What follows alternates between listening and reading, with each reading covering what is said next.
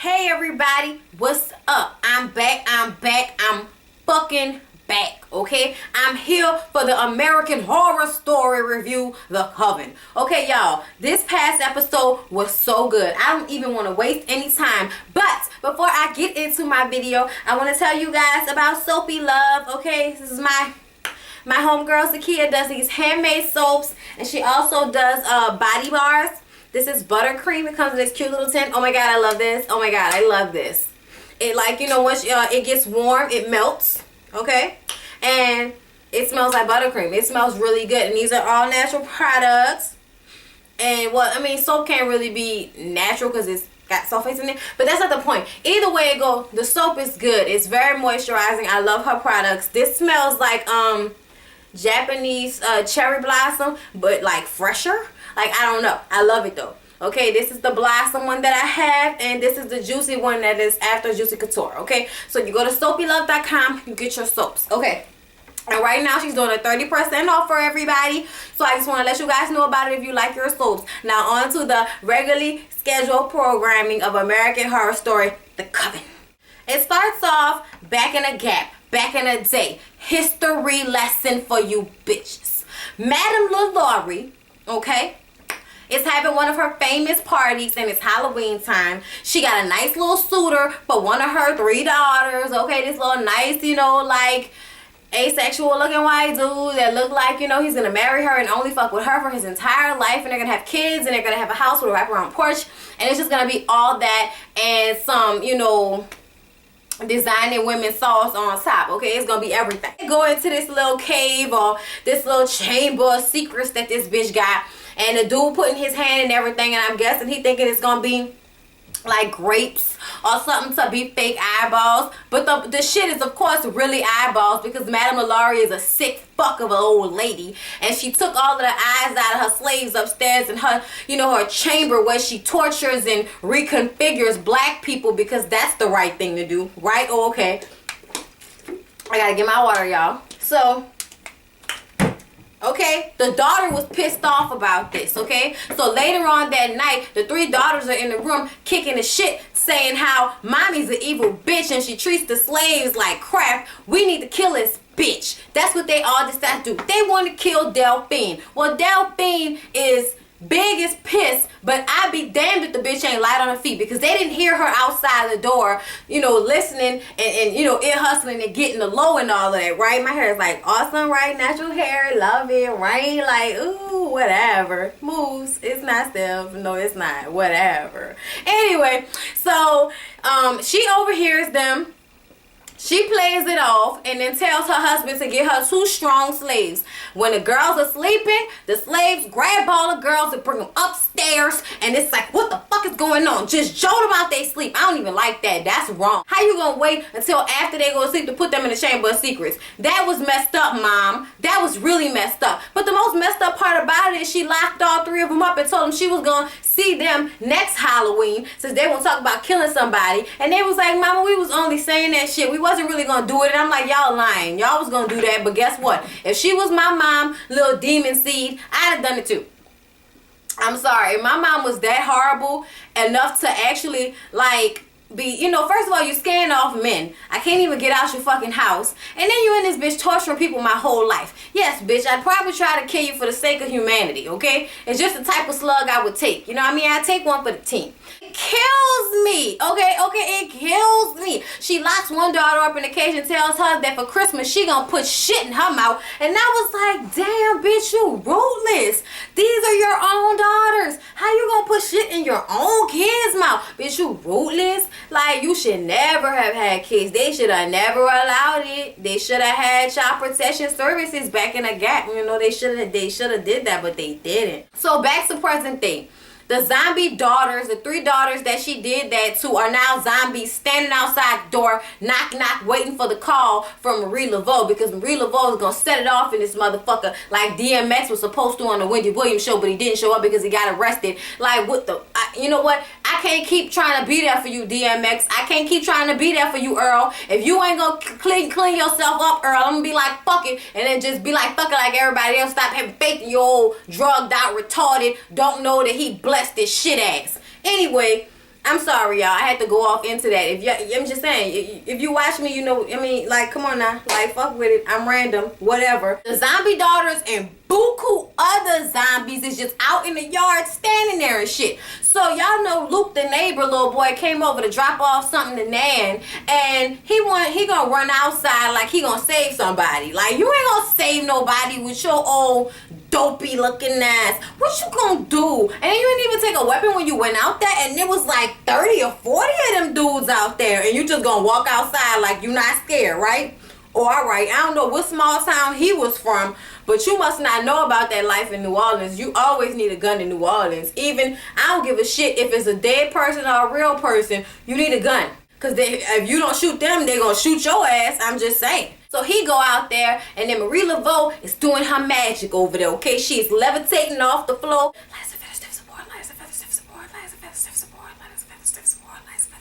Don't tell me you weren't thinking about that. If you seen that movie, don't tell me you weren't thinking about that.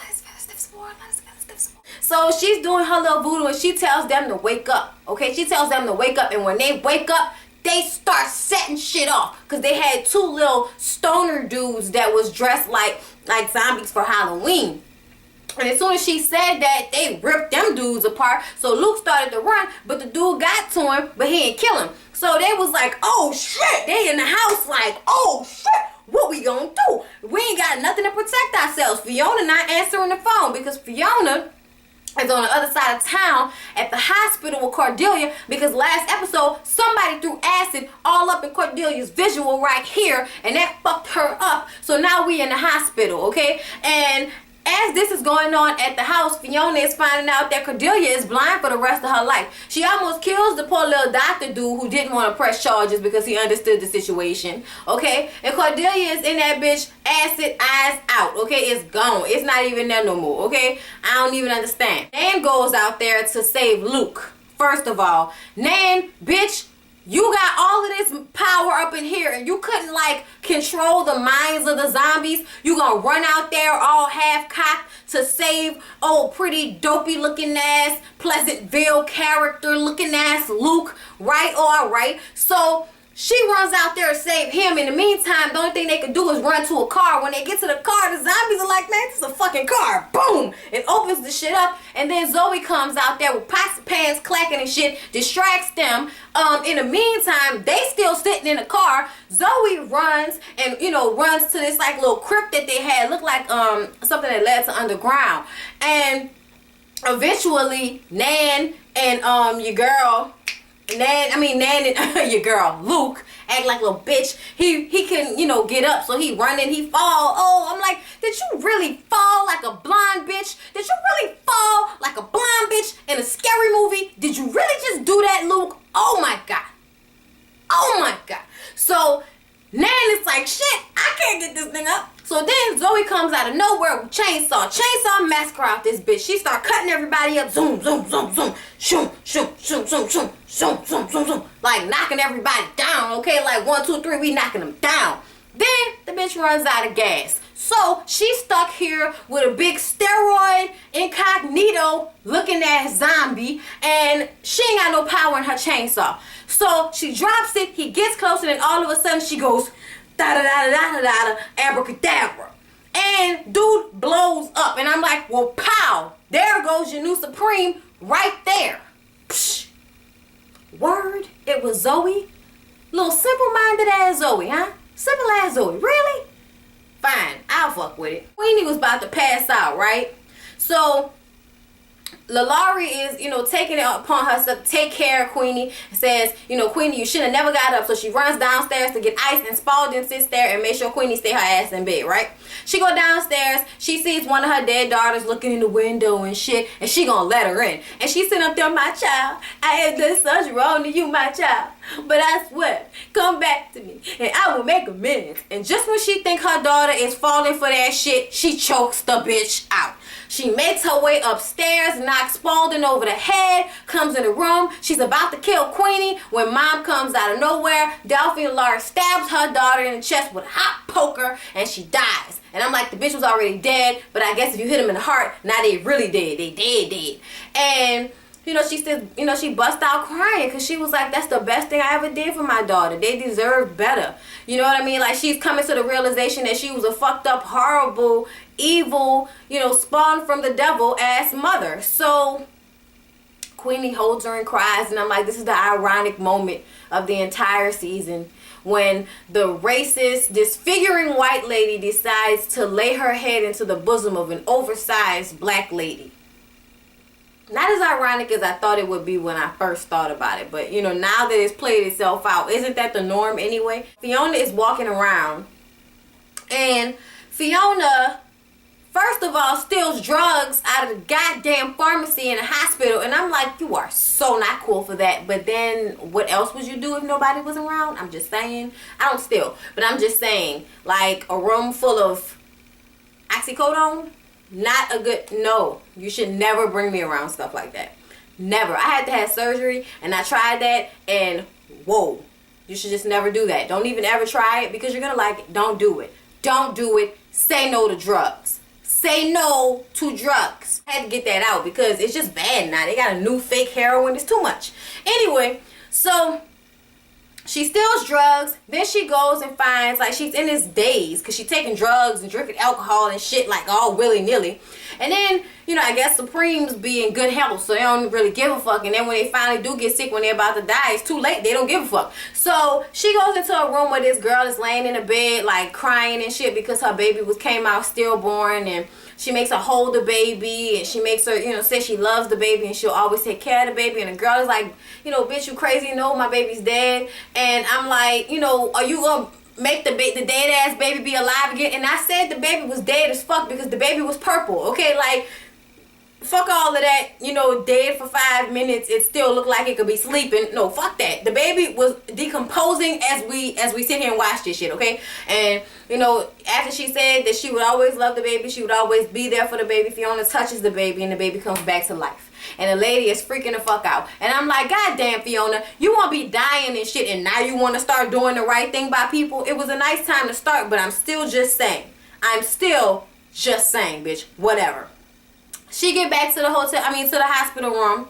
The husband finally shows up, and she tells him, because he starts to go off on her, like, you ain't gotta stay, I'm here now, you ain't gotta act like you care about her. And she was like, bitch, regardless of whether I was the type of mother that she deserved, it's still my daughter, and I love her, and I can smell the bullshit in your pockets from a mile away. Don't get it twisted, bitch. They go back and forth, and she tells him, I'm gonna give you 15 minutes, and then I'm gonna come back, and you're gonna get fucking lost. So she leaves out.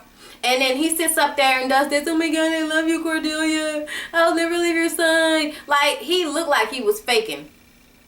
Baby, he grabbed her hand and she went, like, and her eyeballs was there, but they wasn't there. Like, it was crazy, right? Because they're all burned and shit, so it looks like it's vague. It looks vague. And she sees him fucking a girl in the bed and all of the stuff that went on. So I'm like, well, now the bitch can see better than she saw before. If she could see that shit just by touching his hand. Thank you, Cordelia. Here is your new moment in life, okay? Your new moment in life. I'm just saying, because this is a brand new awakening. You may not be able to see with your eyes, but you can definitely see with your goddamn senses. Like, something is going on up in here. And I was like, magical moments. Thank you very much. Fiona gets Nan and Zoe to clean up the dead zombie parts. She and Delphine have a little bad mother's moment where they both take into the, you know, in consideration the fact that they've been selfish, unworthy bitches of their children. And then the council shows up trying to make Fiona step down as, you know, as head of the school because she's brought on all this disgrace. And they have all these outside sources trying to kill people, and they can't find Madison and all of this shit. So they want her to step down. Well, she starts going off at Myrtle Snow, talking about, I can't believe you did that, Myrtle, and you're gonna pay for what you did. And everybody, including the watching audience, is like, what the fuck is she talking about? Well, she starts to explain, saying that Myrtle Snow was the one that threw the acid in Cordelia's eyes. She ran to the elevator when the little, you know, shifty person was getting on the elevator, and she saw in the mirror that it was Myrtle Snow. Okay, that was like, damn, bitch, it was Myrtle the whole time. Wow, you wrong, Myrtle. You are so wrong. So then she has Myrtle take off her gloves, and like the acid is all on her hands, and I was like, bitch, you was stupid enough to burn your own hand while you threw acid in somebody else's face. You're a dummy, right? Like, that's what I was thinking, right? Okay, so The council is like, bitch, what? You did this? Oh no, it's nothing else that we could do. I second it. I third that. The bitch must burn. So they take her out into a desert of rocks and set her on fire. And she was a G about it. She was a G about it. She was like, I'd rather meet the flames. I'd rather burn and boil in a pot with the rest of these dumbasses that's only simmering on the fact that your ass about to set everybody's life ablaze. Okay? You about to blow it up for everybody. Okay? So, no. I'll go ahead and get that burn because I won't be in this bitch following behind you. So, Fiona lit a cigarette like Angela Bassett from Waiting to Exhale, and shit went ablaze. Queenie goes to her and tells her how she feels bad about what they did. And I'm like, bitch, what y'all did? What y'all did? Like, this must be the mystery episode because they wasn't letting us in on nothing, okay? Like, shit was going on, but we wasn't seeing it. And I'm like, oh, I don't like this, but then I did because I was intrigued. So what happened was Queenie burned her own hand in some acid to make Myrtle Snow's hand look like that. They burned little Myrtle Snow so crisp. She went from Myrtle Snow to Myrtle Steam out this bitch. Like, I mean, Jesus Christ. I still don't understand why there was a body left. If you gonna burn somebody to the stake, don't they eventually turn into ash? I mean, she was in still a solid form. I was like, oh no, this is not realistic. No, change it. I don't like that. That wasn't realistic. So Queenie is telling Fiona how she feels and how bad she feels about it because it's like, did I do this to an innocent woman or did I do this to a guilty woman? But from what I could tell, she was still guilty because they didn't say that she was lying about, they didn't show anything saying that Fiona was lying about seeing her in the mirror in the elevator. It's just that she needed something to be able to prove it because they wouldn't have believed her. And also, Myrtle had been in town for months planning it because she couldn't stand Fiona. And she had pictures of the wall in her little hotel Motel 6 room that she was staying in under an anonymous name. So, you know, they had all this evidence, so they burn her. And then, you know, Fiona basically tells Queenie, bitch, you might be the next Supreme. Like, starts to basically stroke her ego until she stops worrying about it. And I was like, really, Queenie? You gonna be a ditzy bitch like that? Okay, all right. I don't like that. I don't like when they got Gabby Ray Sidibe playing stupid people because, you know, she is very intelligent. So I don't appreciate that. I like when she plays smart people. So, but then she went Google Gaga when she brought up the word supreme. And it's like, no. You probably feel more powerful because you're getting older, so your powers are strengthening. That's why every witch probably go through that. That don't mean you turning into the supreme. Besides, we didn't already clock Zoe Simple Ass as the supreme. So, this nigga Spalding got Madison's body in a fucking toy box in his room. He spraying and when he finally popped her out like a dead jack in a box, the bitch arm come off. I could have fell out. And he was like, oh, clutch the pearls. And I'm like, so you really got the audacity after moving all these dead bodies and keeping her in the trunk for weeks, stinking up the goddamn room. You got the nerve to be appalled when her arm fall off, you crazy motherfucker. Really? I am disgusted, Spalding. Why is he always playing a character that I wish would die? Why? I can't like him one time. Shit, like I barely like Fiona any of the times I see her. This is the only time I like Fiona. Every other time I couldn't stand Fiona. Misty Cotton comes across Myrtle's charred body and then she decides that she's gonna bring her back to life. What the fuck, Misty? Why can't you just go somewhere and lay down? Like, you work on my nerves. I'm gonna need for you to start doing something else with your time. Why would you bring her back? Why would you just randomly come up, like, just be there? Like, well, did you feel the pull that day too? You need to stop sniffing whatever it is you sniffing or inhaling all that mud. Stop doing what you're doing because you're doing the most. And I don't like it. Okay, Misty, whatever her name is, that's a stupid name. Misty, you driving me. You're driving me to the edge, okay? You're pushing to the limit. Anyway, you guys, that was American Horror Story. Please don't forget to like, comment, and subscribe. I will see you guys in my next video. And I love you guys.